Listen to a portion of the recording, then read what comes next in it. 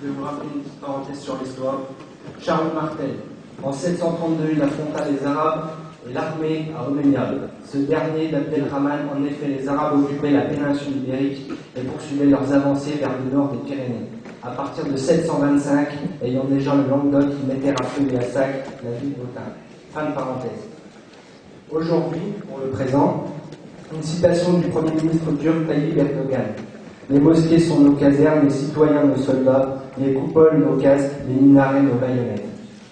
J'ai deux questions qui se posent aujourd'hui. Qu'adviendra-t-il du futur pour nous, les jeunes? Et aussi, est-ce que l'islam a vraiment sa place dans l'identité nationale? Merci.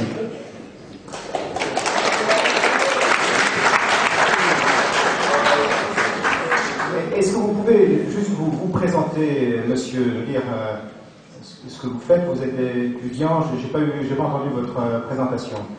Je suis au chômage. Je ne suis pas étudiant, je n'ai rien, pas d'argent, pas de permis. Vous êtes du secteur? Non, je suis à 52 km d'ici. D'où? D'un petit village qui s'appelle Bugneville, le village des Aléptis. D'accord, faut qu'on sache exactement c'est Bugneville. Bugneville.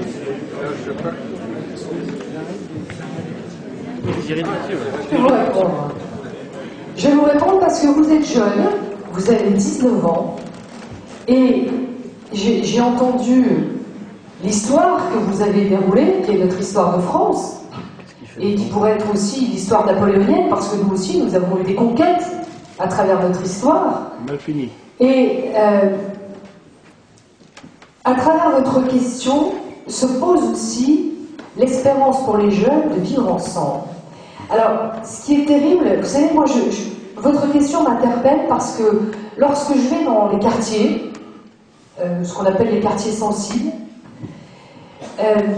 quelque part, je pense qu'on doit tous s'interroger sur le fait que des jeunes issus de l'immigration, de la deuxième, voire de la troisième génération, qui sont nos enfants, puisqu'ils sont nés sur le territoire, ils sont français, alors ils n'ont peut-être pas la même couleur de peau, mais ils sont français.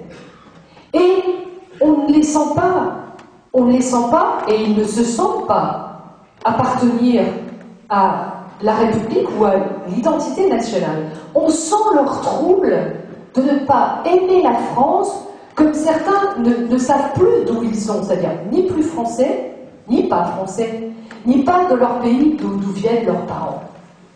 Je trouve ça triste. Parce que la France est un grand pays qui sait accueillir, mais la France, elle a fait des erreurs. Et tous, de gauche, de droite, on peut tous se poser des questions. Parce qu'on n'a pas eu le courage de dire les choses en face. Parce qu'à un moment, on a laissé l'immigration débridée et venir tout le monde chez nous en France, régulariser massivement, en mettant ces personnes, et Dieu sait si c'est difficile, vous savez, de quitter un pays et d'être déraciné.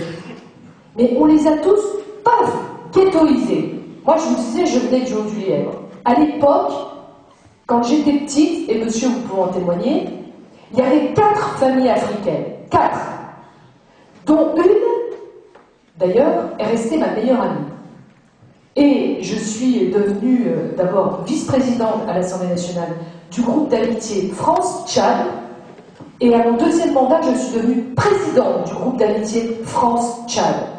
Et j'ai beaucoup œuvré aussi parce que la dernière partie dont je vous ai dit que je vous parlerai sur le développement solidaire, c'est-à-dire l'intitulé du portefeuille ministériel d'Éric Besson, c'est que nous avons à agir pour une immigration régulée et une immigration humaine, ce qu'on a fait d'ailleurs, parce que, vous savez, avant, il y a quelques années, l'immigration, lorsque les personnes venaient, c'était en très grande majorité sur du regroupement familial fait dans n'importe quelles conditions.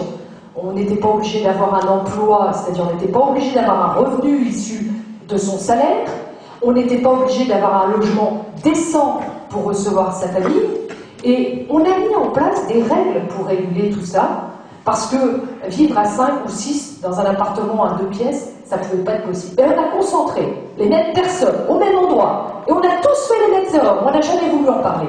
Et on se trouve avec des jeunes ayant aujourd'hui des troubles aussi dans leur vie. Alors ça n'excuse pas tout. Je ne suis pas là pour excuser. Je suis là pour essayer de comprendre.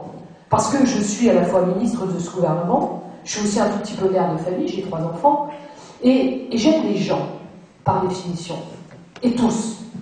Et je vous pose cette question parce que vous qui êtes si jeune, on sent dans votre question une espèce de...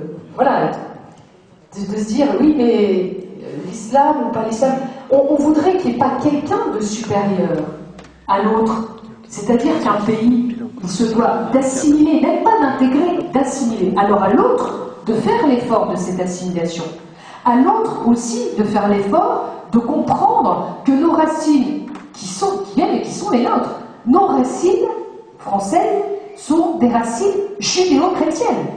Nos racines, c'est, dans ma circonscription, 181 communes, près de 200 clochers. Et Jean-Jacques pourrait dire exactement la même chose. Mais nous avons, depuis la loi de 1905, le respect de la laïcité et le respect de l'ensemble des protestants qui vont faire leur culte voilà, au temple, les synagogues. Nous avons aussi des mosquées. Bien, moi, je préfère un islam de France, qu'un islam en France et dans les caves.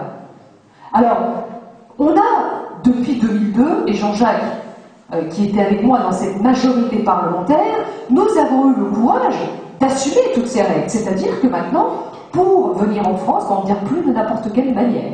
Voilà. On ne peut pas faire venir sa famille si on n'a pas un appartement décent et avec un nombre de mètres carrés nécessaire si vous êtes juste un couple, ou alors en fonction du nombre d'enfants que vous faites venir, et si vous avez aussi un revenu issu de votre travail, et non pas des prestations sociales. Donc nous avons mis en place des règles d'accueil humaines, et nous avons renforcé aussi notre arsenal législatif concernant ceux qui ne respectent pas nos lois dans certains quartiers et qui font des trafics de drogue et tout ce qui s'ensuit. Mais en revanche, je pense qu'il faut respecter les religions des uns et des autres parce que ce qui est terrible, c'est l'extrémisme. Et à quel âge qu'il soit, l'extrémisme. Parce que l'extrémisme, bien, il n'est pas porteur de paix. Et je crois que si on veut être porteur de paix, on doit accepter l'autre dès lors qu'il respecte nos lois, dès lors qu'il respecte ce contrat d'accueil, dès lors qu'il respecte l'égalité entre les hommes et les femmes, dès lors qu'il n'accepte pas la burqa, dès lors qu'il accepte nos traditions. Mais il ne faut pas faire un débat conflictuel entre guerre de religion, catholique ou musulman. On ne fait pas le procès d'un jeune musulman. C'est sa situation, et moi je la respecte. Ce que je veux, c'est qu'il se sente français lorsqu'il est français. Ce que je veux, c'est qu'il aime la France lorsqu'il vit dans ce pays. C'est qu'il trouve un travail, c'est qu'il ne parle pas le verlan, c'est qu'il ne mette pas sa casquette à l'envers, c'est qu'il essaye de trouver un boulot, c'est qu'on l'accompagne dans sa formation. C'est tout ça. Mais je crois que vivre ensemble, quand on est jeune, il n'y a rien de plus beau en termes d'espérance et d'avenir.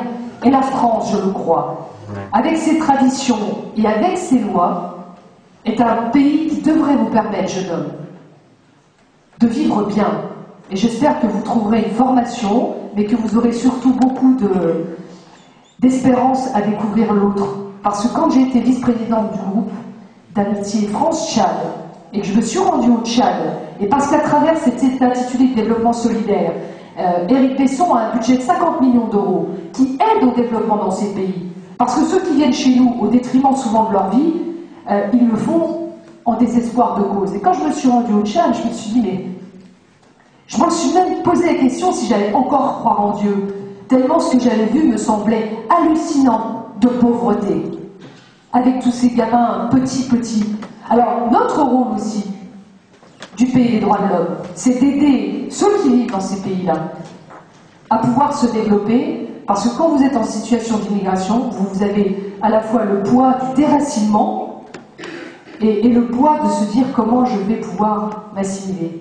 Mais si nous réussissons vraiment ce défi, je crois que nous pourrons vivre dans un pays sans les tourments. Mais ça mérite de se poser des questions. Merci.